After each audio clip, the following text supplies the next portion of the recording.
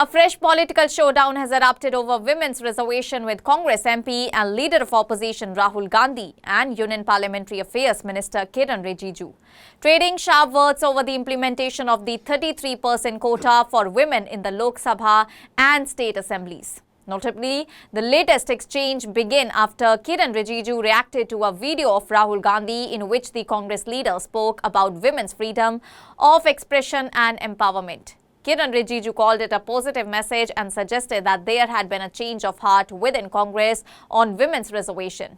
He then urged the Congress to support the women's reservation bill unconditionally. Rahul Gandhi responded within hours, reminding Kiren Rijiju that the women's reservation bill had already been passed unanimously by Parliament in 2023 with Congress support. Rahul questioned that why the legislation had still not been implemented and why the government was now trying to link its implementation to delimitation.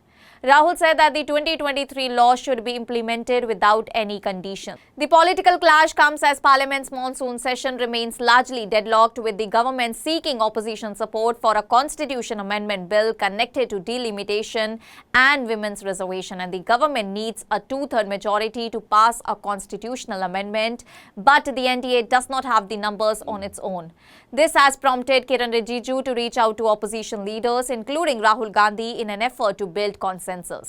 Kiren Rijiju held a detailed meeting with Rahul Gandhi recently and is also understood to have spoken to him over the phone, and reports said that Rahul conveyed that linking women's reservation to delimitation was not acceptable to the opposition, and the Congress is expected to discuss the issue internally and with its India bloc allies before taking a final position. And the Nari Shakti Vandan Adhiniyam passed in 2023 provides for 33% reservation for women in the Lok Sabha and state assemblies.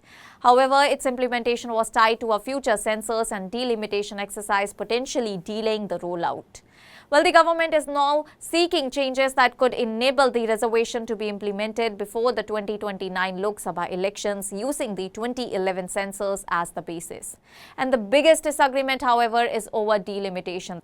The proposed exercise would redraw parliamentary constituencies and increase the strength of the Lok Sabha, and the government's proposal seeks to raise the number of seats from 543 to around 850, with 33% of the seats reserved for women. The opposition has strongly objected to linking the two issues. Congress and several other parties have argued that women's reservation should be implemented based on the existing strength of Parliament rather than being made dependent on a new delimitation exercise.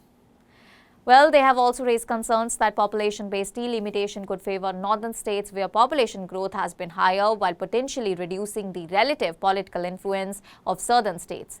The government, however, maintains that delimitation is necessary to address the future composition of parliament and ensure adequate representation as the country's population changes.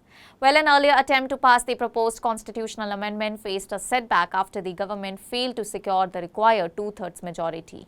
And with the monsoon session now entering its final phase, the political battle is intensifying as Rahul Gandhi and the Congress are demanding that the 2023 women's reservation law be implemented without linking it to delimitation. The government, meanwhile, is seeking opposition support for its broader constitutional amendment proposal. So will the government and opposition find common ground before the session ends?